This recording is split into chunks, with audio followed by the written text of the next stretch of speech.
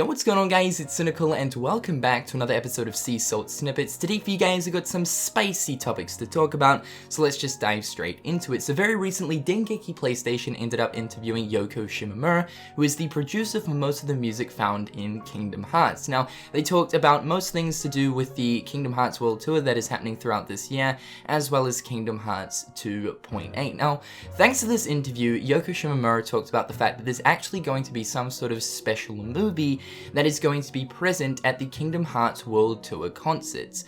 Now, exactly what could this movie be? Now, there's currently a lot of discussion going around this, and I know a lot of people are thinking a bunch of different things. So before we start jumping into the speculation, let's look at the question and answer itself. So Dengeki asked, was Mr. Nomura also involved in choosing the music?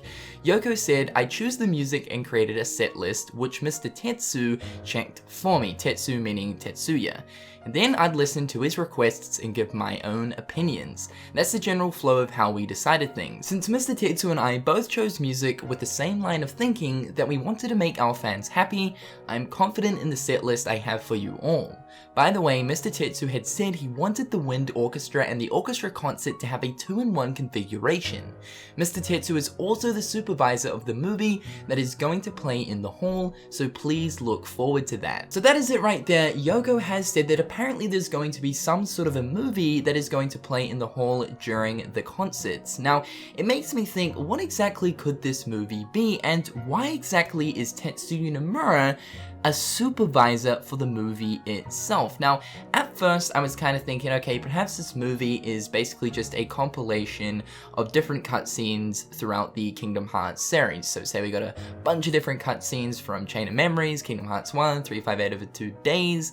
But then I was thinking, it must be a pretty big deal if Tetsuya Nomura himself is going to be a supervisor for the actual movie. Now, the interesting thing is, she hasn't said here whether or not it's for the very first World Tour concert that is happening in Tokyo, which happens March 10th, which is the very same month that the whole big 15th anniversary for Kingdom Hearts is happening, or if this movie is going to be getting played at absolutely every single one of the concert events. But if this special movie is going to be getting played anywhere, I would say it's most likely going to be happening during the very first concert, which is Tokyo, happening March 10th. So rather than thinking that this movie is some sort of compilation of Kingdom Hearts cutscenes, I'm sort of more so leaning towards the fact that this could possibly be a Kingdom Hearts 3 trailer. Now, I don't want to get you guys too excited because of course this might not actually be the case, but it definitely has to be something very important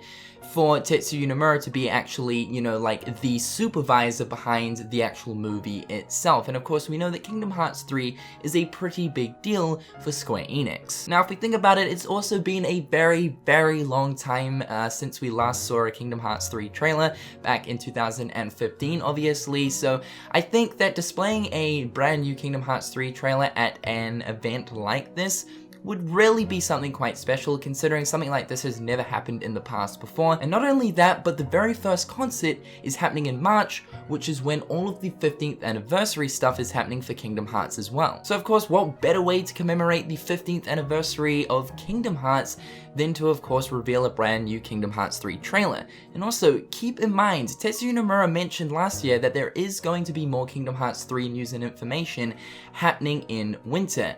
The end of winter is technically at the end of March, so the possibility is most certainly there. However, I could be completely wrong and it might just be a compilation of different Kingdom Hearts cutscenes, so in the comment section down below, be sure to let me know, what do you guys think this movie could be? Next up, a bunch of brand new Kingdom Hearts merchandise has recently been revealed, starting with the Aqua Play Arts Kai figurine. So I think this is absolutely fantastic.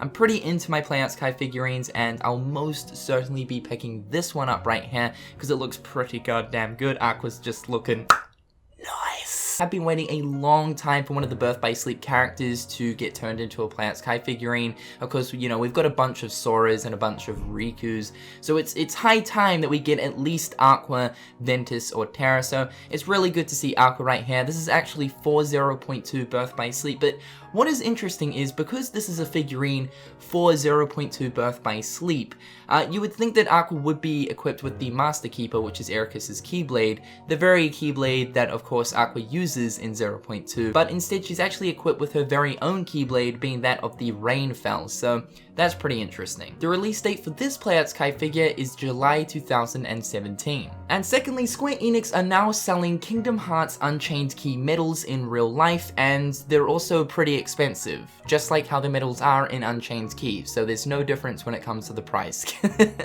But nonetheless, I think the whole idea is really cool. This is the first collection right here, and you actually have to buy this in a collection. It's kind of like in a little box set sort of thing.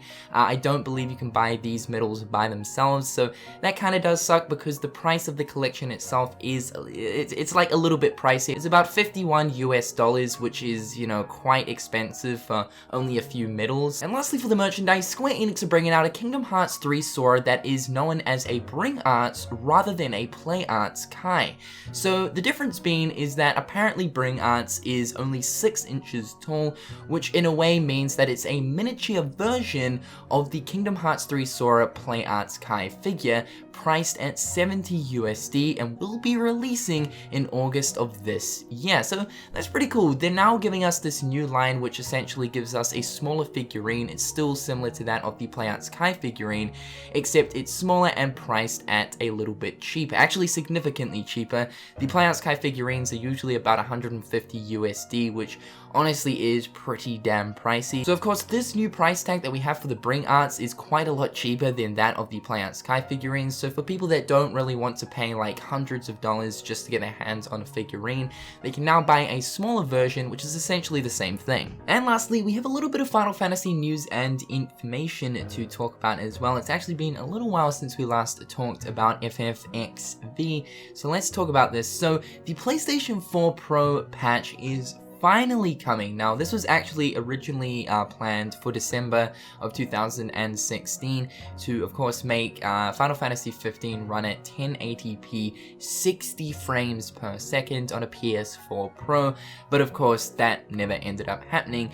That patch is now happening on February 21st. So on February 21st, you'll be able to download the patch and then, of course, play Final Fantasy 15 in 1080p at 60 frames per second. So honestly, like, since I stopped playing Final Fantasy 15, there's been quite a lot of different updates and sort of new content added to the game, most notably New Game Plus, so I'm very interested to actually go back through the game, now playing it at 60 frames per second with New Game Plus. I think that's going to be absolutely amazing. Also, there's a few other things that are getting added with this update as well. Apparently, the level cap is getting raised to 120, so that's pretty cool right there.